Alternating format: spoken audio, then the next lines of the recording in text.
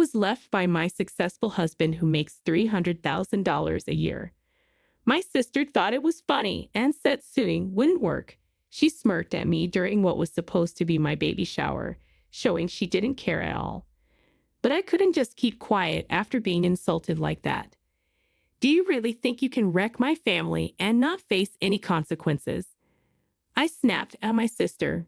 Glaring at her, she just laughed and said, "Go ahead, take your compensation or whatever. It means nothing to me, with a husband who makes $300,000 a year. What's $10,000 or $20,000 to us, right, honey?"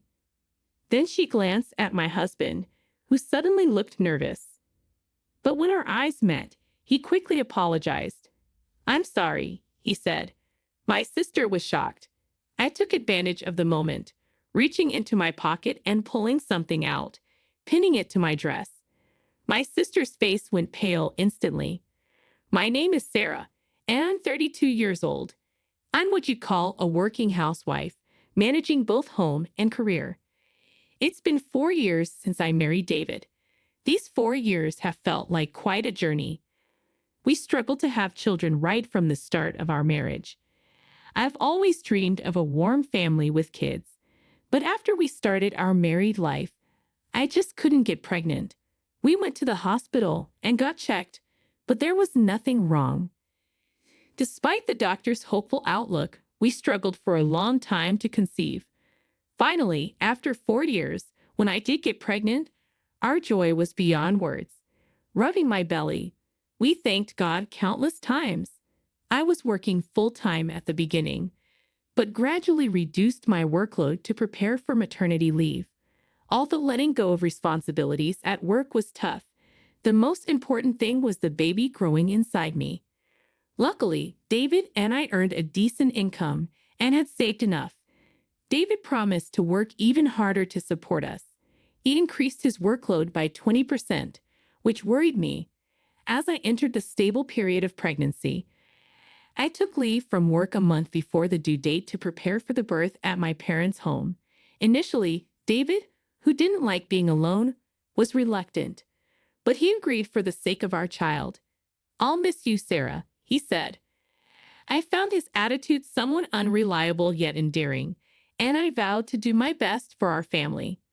When I returned to my parents' home after a long time, I was surprised to see my sister Becky there. We hadn't seen each other in almost 10 years, and I didn't even know she was alive. 10 years ago, Becky had left home with a jobless man, a former bartender. She spent all of her savings and even took money from our parents, leading to them disowning her for about a decade. We had no contact during this time, and I couldn't tell her about my marriage or pregnancy. Her sudden appearance at our parents' house made me uneasy. We were never close as sisters, and seeing her now, more hardened after 10 years, filled me with disgust. "Sarah, are you pregnant? Your belly looks big," she remarked. "I'm almost in my final month of pregnancy. More importantly, where have you been all this time, sis? It's been 10 years since you left home like you were eloping. You didn't even contact us once." "Well, I was disowned by Mom and Dad," Becky explained. "They yelled at me never to show my face again. I couldn't come back because of that. Because you took money from the house, right?" I said, knowing the history. "Yeah, I know, and I've reflected on that," Becky admitted. "I promised to pay back the money, and that's why Mom and Dad allowed me to stay at home again. Maybe a daughter is always precious to them." "What about the man you were with?" I asked. "I broke up with him a long time ago," Becky replied. "He was broke, wasted my savings, and even got into debt. Then he cheated on me with another woman." Her intense expression showed a side of Becky I didn't know. She had always been rebellious, but seeing her like this after so long, she seemed completely worn down, surrounded by negative energy. I couldn't say anything more. Well, it's all in the past now. "Let's put it behind us and get along as sisters," Becky suggested. "I'm going to be living here from now on, so let's make the best of it." However, Living back at home, I felt stressed, mainly because of Becky. She talked about getting along, but that promise was never kept. She selfishly continued living without concern for the family, especially towards me, a pregnant woman. She was inconsiderate, making noise late into the night and rarely getting up in the morning, living off our parents without shame. Yet she showed no guilt. "I'm working, unlike you, Sarah, who's unemployed," she would say, reminding me of her temp job and her promise to pay back our parents. This made her confrontational towards me during my pregnancy leave. "Even if you're pregnant, you're just an unemployed freeloader, eating and sleeping all day," she'd criticize. "This is necessary for the baby in my belly. This is the most important time." I'd defend myself. Yeah, the pregnant lady is always right," Becky would snort, glaring at my big belly. She seemed annoyed that our parents were more concerned about me. One day, worried, our mother suggested to me, "Maybe you should explain to Becky that you're on leave from work, not unemployed. If she understands you're working too, maybe her attitude will change." "It's okay, Mom. I don't care what sister thinks of me. Bringing it up will just complicate things. I just want to focus on giving birth," I replied. I'm worried that she might do something. I understood my mother's concerns, but I didn't want to stress over my sister anymore.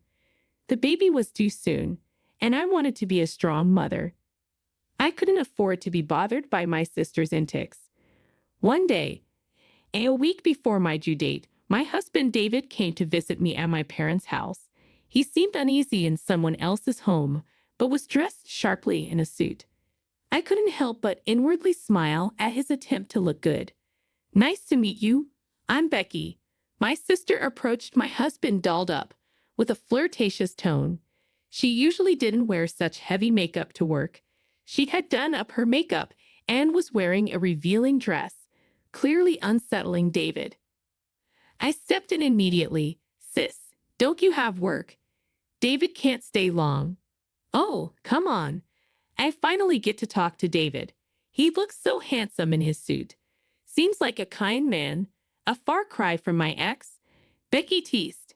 "Hey, don't bring up strange topics here. David, you earn a lot, right? You're a lawyer, I believe." "I've always admired smart people," my sister continued, giving my husband a glittering look. It seemed my husband wasn't entirely displeased, noticeably stretching his neck to get a better look at my sister's exposed cleavage. I was so dismayed that I smacked him hard on the butt and sent him straight home. If it was just to see my face, his business was done. "Well then, I'm off to work too," my sister said, leaving the house following my husband. I felt a twinge of unease, but I couldn't do more than that. I was feeling utterly exhausted. Later, my mother told me she had personally warned my sister, "You shouldn't call your sister unemployed." After that, she accidentally let slip about our household income and David's job. Though she tried to be vague, it seemed clear that my sister saw David as a capable man. In hindsight, I should have been more cautious at that moment. It might have prevented the hurt that followed. A week passed, and I finally went to the labor. It was an agonizing day and night. When dawn broke, I was filled with indescribable happiness. Our long-awaited baby, though a little small at 5.7 pounds, shone brighter than any jewel to me. My only concern was that David didn't make it in time for the birth. We had agreed that he would be there as it was our child, and I wanted him to witness the birth and remember it forever. However, he arrived at the hospital an hour after the baby was born. When I asked why he was late, he just mumbled an apology about being held up with work. Barely 5 minutes after him, Becky arrived, and something clicked in my mind. Could it be these two? After the huge task of giving birth, I was faced with another issue to deal with. Following that, I was like a demon in my efficiency, all while hiding my deep resentment. Once the postpartum period was over, we decided to have a celebration at my parents' home and invited a large number of relatives including David's parents. Becky was there too, as if nothing was wrong, dressed extravagantly and sticking close to David, exchanging meaningful glances with him. I didn't miss any of it. I have something to tell everyone, I announced as the celebration was in full swing. The attendees, flushed from drinking, turned to look at me. It's a joyous occasion, but I have something important to report. As of today, I will be divorcing my husband, David. The relatives' faces were a picture of shock. Only my parents, who I had briefed beforehand, looked somberly at David, who appeared completely clueless. I continued with more details. I'm embarrassed to say, but while I was struggling with pregnancy and childbirth, my husband repeatedly cheated on me. I've obtained evidence from a private investigator. I'll show you photos of him entering a hotel with another woman and then kissing in the street late at night. And the person he cheated with is my own sister, Becky. With her name called out, all eyes turned to Becky. Her close proximity to David was practically an admission of guilt. Instead of being ashamed, Becky started laughing. Sarah, you're really bold, aren't you? Exposing your own shame in front of the relatives, saying your husband was stolen right after giving birth. It's a shame game that will last a lifetime. Becky retorted. I wanted you to realize the extent of your betrayal. Betrayal sounds so harsh. I just fell in love with David. There's nothing wrong with a loving act. She defended herself. How can you even say that? You slept with my husband, and I'll never forget how both of you visited the hospital room while I was giving birth. I confronted them. I'm sorry to hear what you're going through. Yes, while you were giving birth, David and I were having a romantic encounter in a nearby hotel. Sorry, not sorry. It's quite unbelievable, isn't it? You were left by a husband who earns $300,000 a year. Becky laughed triumphantly and chugged her beer. The relatives around us were speechless with astonishment. Unfazed by the atmosphere, Becky continued, honestly, I can't stand that someone like Sarah gets to be with a high-earning husband. In contrast, I'm a beautiful and mature woman, so it's only natural that David would be attracted to me. He even expressed doubts about his life with his wife while we were together. I don't want to hear about your affair. Is that sour grapes? You're going to have a hard time now, Sarah, a single mother raising a baby.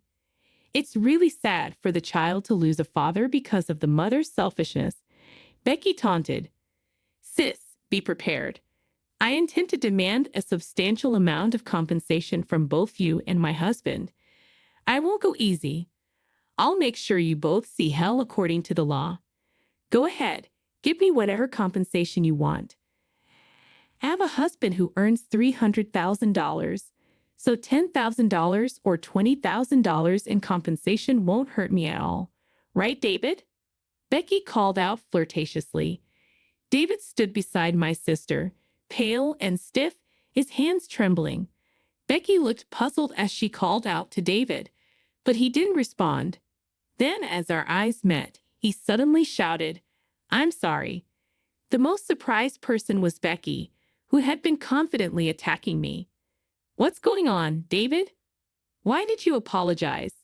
I demanded. I have no other choice but to apologize. Come on, get it together. You said you'd handle it if it came to a legal dispute with your wife. You're a lawyer. You can handle any lawsuit. Becky urged him. I trusted you because you told me to leave everything to you. It was all a lie. I just said whatever came to my mouth. My relationship with Becky was just a fling. David confessed. At that moment, I decided to reveal my trump card. I pulled out a badge from my jacket pocket and attached it prominently to my chest. The badge bore a design of scales symbolizing equality. Is that what I think it is? Even Becky seemed to understand the meaning of the badge. Yes, this is a badge allowed only for lawyers. I announced firmly. I want to clarify something. I am not unemployed. I am a lawyer currently on leave due to childcare responsibilities. Once my childcare settles down, I plan to return to work. The $300,000 income you mentioned was my income before I took leave. My husband misled you about his profession. He is not a high-earning lawyer. It was a deception aimed at taking advantage of you. David is actually an office clerk at a law firm, not a lawyer like he claimed.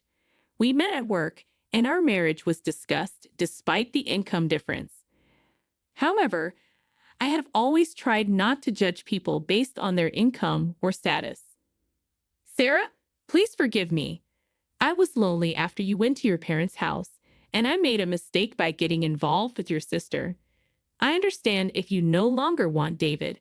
We will divorce, and I will seek substantial compensation. I specialize in divorce cases, so I know how to handle this legally. You are my only sister, and I don't want that lying man. I am also still paying off debts from my previous boyfriend's loans. I have already submitted the complaint to the court. Just wait for the process to proceed. After some time, I successfully divorced my husband, David. He was hesitant until the end, but when I hinted at increasing the compensation, he finally signed the divorce papers. Of course, he knew how skilled I was as a lawyer, especially if it came to court. David is now struggling a lot. He was fired from the law firm.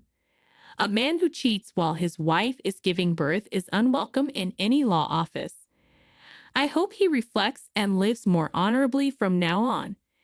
As for my sister, Becky, she was also kicked out of the house and is now without a place to stay. She had already split up with David. She kept calling my smartphone, feeling deceived. I referred her to a law firm.